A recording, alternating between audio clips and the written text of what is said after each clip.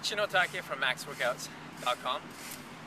So today I wanted to talk to you about running, and in particular, if you saw my blog from last week, this is a continuation of us talking about forefoot and midfoot running. So if you remember, we talked about how naturally we are forefoot or midfoot runners simply because we were made to run with bare feet.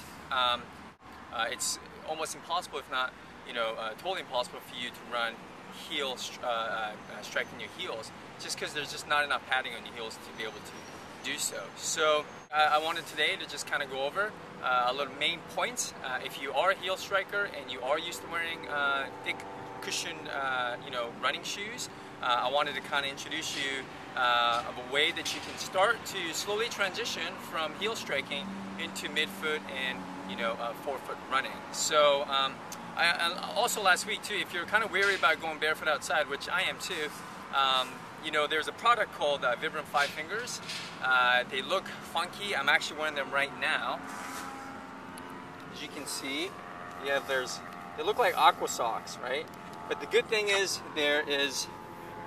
it's rubber sole, so when you're running and you step on something sharp, you're not going to cut your feet. So it's actually really quite nice. It's not the best looking shoe in the world, but if it does the job, I think it's worth it. Okay. So today I want to talk about forefoot and midfoot running. The difference between forefoot and midfoot: forefoot is you're going to land on the balls of your feet, and then midfoot you're actually going to land on your entire foot. So your forefoot and the heel basically land together as such, right? This would be forefoot, and this would be midfoot.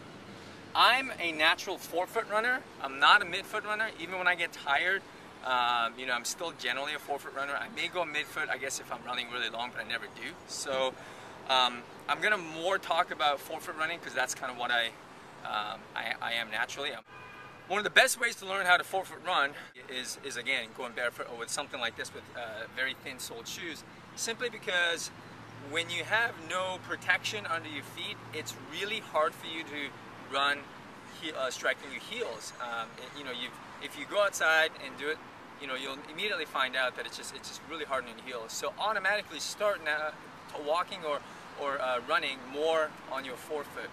The four key things to remember when you're forefoot running is that you need to be leaning forward when you run.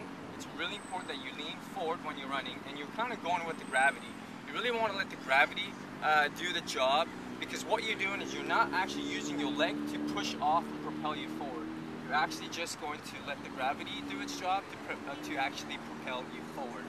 And second, and probably the most important thing, is that when you land on your foot, that the foot lands underneath the center of your mass, which is your hip. So if you land out here, it's a no-go. If you land down here underneath the center of your body, that's key, because that's really what's going to help you propel going forward. And that's something that's probably going to come as you start to get used to this type of running. Okay? Third important point is you need to shorten your stride.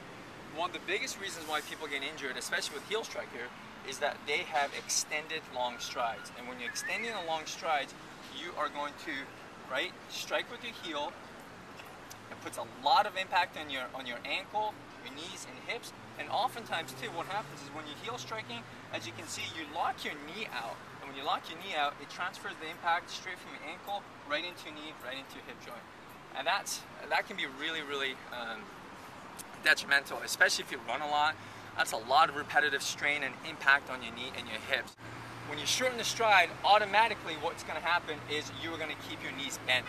And that's important as well. If you can think about keeping your knees bent, and these are shock absorbers, right? If you lock your knees, you have nothing to absorb the shock. When you bend your knees, you're basically able to absorb the shock. So that's really key as well. And the fourth point is avoid hip extension. When you're running, a lot of people, what happens is when you run, you end up extending the hip, right? Extending the hip. What most people end up doing when they're running is that they end up extending the hip and really using their low back to extend the hip back, okay?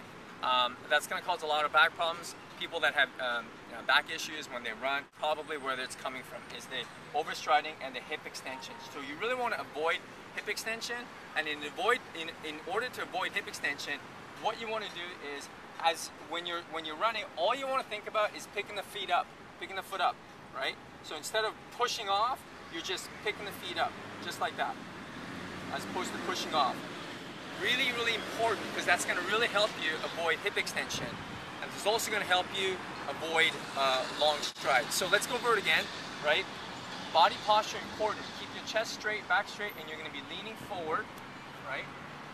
The leaning forward, that's part one. Leaning forward is you're letting the gravity basically propel you forward, right?